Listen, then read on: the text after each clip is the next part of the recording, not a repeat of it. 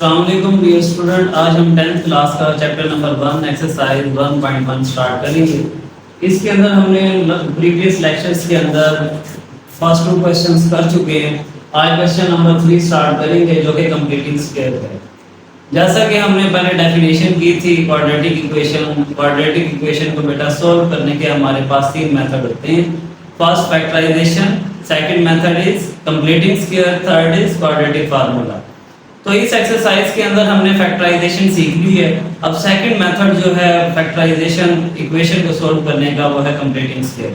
तो आज हमने उस मेथड को सीखना है। तो इसको सीखने के लिए बेटा मैं आपको 4 स्टेप्स समझाऊंगा। आपने वो 4 स्टेप माइंड में रखने हैं। उन 4 स्टेप को जब माइंड में रखेंगे तो आप इजीली हर क्वेश्चन को सॉल्व कर लेंगे। जो मर्जी आपके पास वैल्यू चेंज हो जाए क्वेश्चन के अंदर, आप उस क्वेश्चन को इजीली सॉल्व कर सकते हैं, लेकिन जब आपको वो 4 स्टेप याद होंगे। तो चलें आज स्टार्ट करते हैं। देखिए यहाँ पे हमारे पास क्वाड्रेटिक इक्वेशन है। क्वाड्रेटिक इक्वेशन के अंदर सबसे पहले आपको पता है सॉल्व लिखते हैं।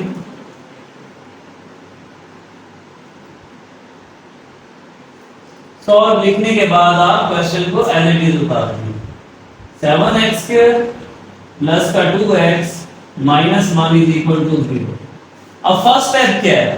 फर्स्ट स्टेप ये है कि जो कांस्टेंट वैल्यू होगी आपने उसको राइट साइड पे ले आना है।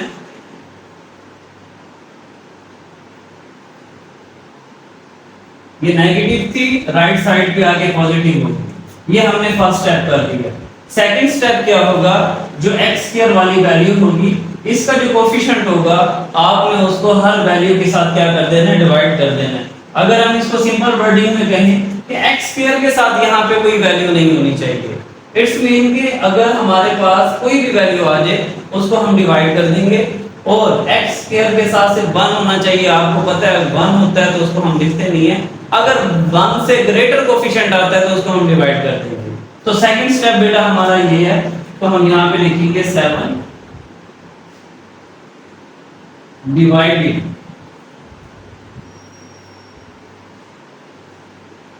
on both sides। 7x² plus 2x is equal to 1। 7 को डिवाइड कर दें हर वैल्यू के साथ। 7 डिवाइडेड बाय 7 डिवाइडेड बाय 7। तो ये तो 7 हो गया कैंसिल। अब हमारे पास जो रिमेनिंग वैल्यू हो जाएगी x² plus 2/7x is equal to 1/7। ये हमने 2 स्टेप सॉल्व कर दिए हैं। पहला क्या था? जो कांस्टेंट वैल्यू थी उसको राइट साइड पे लाए। दूसरा, अगर x² के साथ कोई भी 1 से ग्रेटर कोफिशिएंट आएगा उसको हम क्या करेंगे? हर वैल्यू के साथ डिवाइड कर देंगे। थर्ड स्टेप क्या होगा?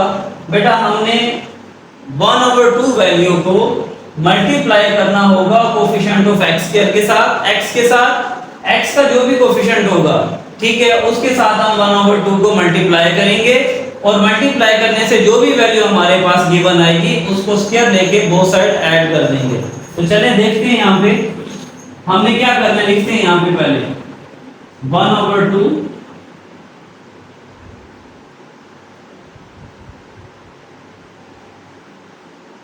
मल्टीप्लाई द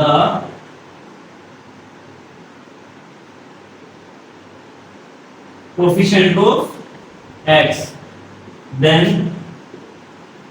we get, तो हमें हासिल होगा। तो देखें हमारे पास ये हमने वर्डिंग लिख दी है। रफ अमल में देखें हमारे पास जो वैल्यू है 2/7x है, इसका कोफिशिएंट है 2/7। इसको मल्टीप्लाई किससे करना है? 1/2 से। अगर कटिंग हो रही है तो कटिंग करते हैं। कटिंग के बाद जो वैल्यू बचेगी उसको देखें। 2 से कैंसिल हो गया, एक मल्टीप्लाई और एक डिवाइड।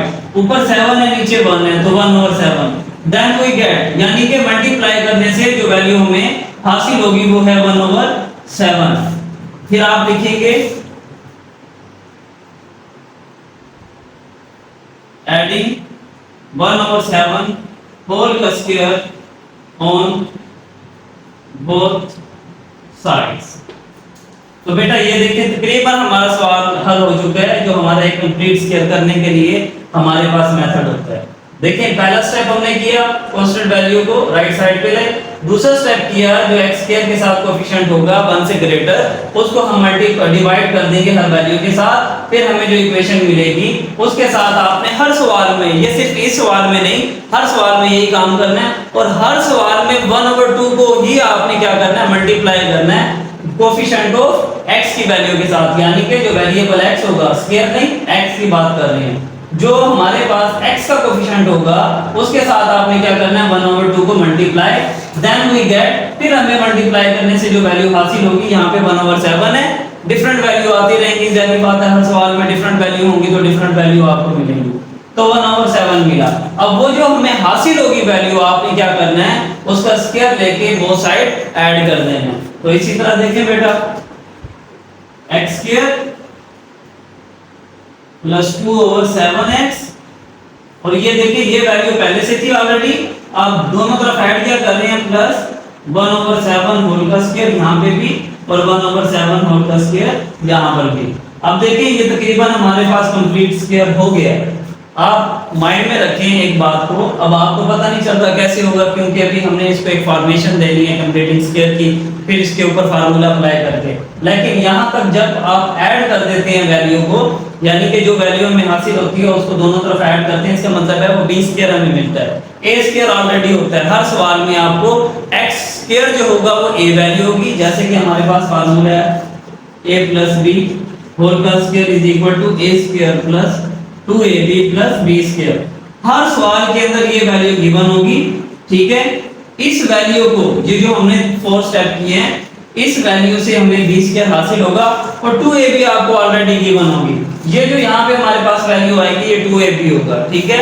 हमने फाइंड क्या करनी होती है, ये वैल्यू b स्क्वायर हम बना रहे होते हैं, तो हमने इस स्टेप की मदद से b स्क्वायर बनाते हैं। अब इसको फॉर्मेशन में लें, a स्क्वायर b स्क्वायर अब 2ab। इस वैल्यू को ना देखें कैसे बनेगा या कैसे नहीं, आप छोड़ दें, ये अंडरस्टूड है कि ये 2ab है, तो हम क्या करेंगे, मैं 2 फार्मूले का लिख दूं, फार्मूले में 2ab होता है ना, तो फार्मूले का 2 लिख लिया। a वैल्यू हमारे पास क्या है, x, a वैल्यू x की लिख लें, और b वैल्यू क्या है 1/7 को लिख लें। अब इन्हें मल्टीप्लाई करें, देखें 2 बनता 2/7, ये देखें 2/7, और ये x है तो x, इसका मतलब है हमारे पास ये पूरा फार्मूला बन रहा था, हमने इसकी ये फॉर्मेशन कंप्लीट कर ली। 1/7, 1 का स्क्वायर 1 होता है, और 7 का 49, 7 7 का 49। अब यहाँ पे हम क्या करेंगे,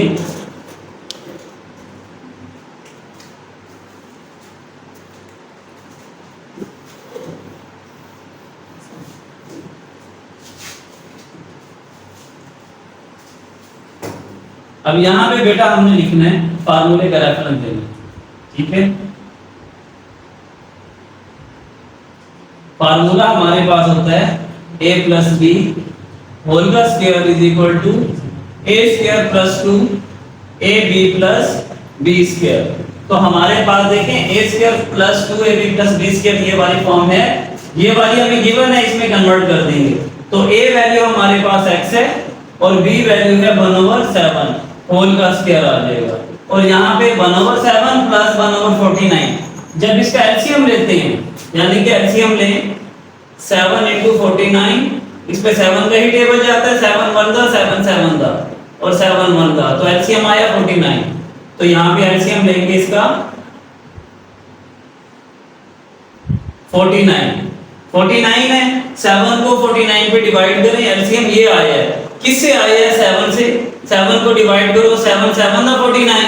अब ये जो 7 है ये इसी 7 की ऊपर वाली वैल्यू से जब मल्टीप्लाई होगा तो 7 1 दा 7 हो जाएगा, और दूसरा 49 का भी हमने एलसीएम लिया था, तो इसको डिवाइड करें तो 1 बचेगा। 1 क्या होगा, इसी के ऊपर वाली वैल्यू से जब मल्टीप्लाई होगा तो 1 1 दा 1 आ जाएगा, x² प्लस 1/7। अब देखिए हमने क्या करना है, इवैल्यूएट करना है। इवैल्यूएट कैसे करना है कि हमने x की वैल्यू निकालनी है बाय कंप्लीटिंग स्क्वायर मेथड से। तो अब यहां तक तो हमने कंप्लीट स्क्वायर बना लिया है। अब इस स्क्वायर का अब x कैसे निकलेगा जब इस स्क्वायर को कैंसिल करेंगे, और ये स्क्वायर कैंसिल कैसे होते हैं आपको पता है कि जब हम स्क्वायर रूट लेते हैं तो हम क्या करेंगे, बोथ साइड क्या ले लेंगे, स्क्वायर रूट। जहां पे भी स्क्वायर रूट लेंगे इधर प्लस माइनस लिखेंगे और यहाँ पे भी स्क्वायर रूट लेंगे तो ये स्क्वायर स्क्वायर रूट से कैंसिल, x स्क्वायर प्लस 1/7 और यहाँ पे बेटा 8 जो होता है इसका एलसीएम लेते हैं 2 4 दा 2 2 दा और 2 1 दा। इट्स मीन के एक हमारे पास फैक्टर बन जाएगा 2 का और एक 2 बनेगा और 49 होता है 7 का square. x square plus 1/7 is equal two plus minus 2 भी बाहर आ जाएगा, ठीक है। अच्छा यहां से आप एक और काम करें, ये जो कांस्टेंट वैल्यू है इसको आप इस साइड पे ले आए, पॉजिटिव है तो इधर आके नेगेटिव हो जाएगी, प्लस माइनस आ जाएगा ये वाला, ये 2 का भी स्क्वायर है स्क्वायर रूट से कैंसिल होके बाहर और 7 भी स्क्वायर रूट इसका भी स्क्वायर है, ये भी स्क्वायर स्क्वायर रूट से कैंसिल होके बाहर आ जाएगा। अब हम क्या करेंगे इसका एलसीएम लेंगे, सॉरी यहाँ पे बेटा 2 हमने लिख दिया था तो 2 नहीं आना था क्योंकि ये स्क्वायर बन गए, ये गलती से मिस्टेक होगी, यहाँ पे स्क्वायर नहीं है तो अब ठीक है ये। अब क्या करना है आपने यहाँ पर माइनस इसका एलसीएम लें, 7 आएगा 7 7 से कैंसिल तो ये एज इट इज वैल्यू आ जाएगी, प्लस माइनस 7 7 से कैंसिल ऊपर वाली वैल्यू भी एज इट इज आ जाएगी। तो बेटा ये हमने इसका सॉल्यूशन निकाल दिया। इसको एक दफा दोबारा से रिपीट करते हैं। देखें अगर ये आपने अच्छे तरीके से सवाल समझ लिया तो आगे आपके लिए हल करना मुश्किल नहीं है, हर सवाल में यही सेम मेथड लगेगा, वैल्यू डिफरेंट आती है। मैथ की ट्रिक है, अगर आप ट्रिक को समझ जाएं तो आपके लिए मैथ इजी है। तो अगर आपको एक सवाल का मेथड आ जाता है तो आप नेक्स्ट सवाल इजीली सॉल्व कर सकते हैं। तो आप देखिए ये सवाल क्वाड्रेटिक इक्वेशन दी होगी। फर्स्ट स्टेप क्या किया हमने, कांस्टेंट वैल्यू को राइट साइड पे ले आएंगे। सेकंड स्टेप क्या होगा, अगर x स्क्वायर के साथ कोएफिशिएंट 1 से ग्रेटर होगा तो उसको हम डिवाइड कर देंगे, तो डिवाइड करने के बाद ये वैल्यू मिलेगी। थर्ड स्टेप क्या होगा, 1/2 multiply the coefficient of x, 1/2 को हम मल्टीप्लाई करेंगे x के कोएफिशिएंट के साथ और फिर हमें जो हासिल होगा वो क्या होगा, जब 1/2 को मल्टीप्लाई किया तो 1/7 मिला।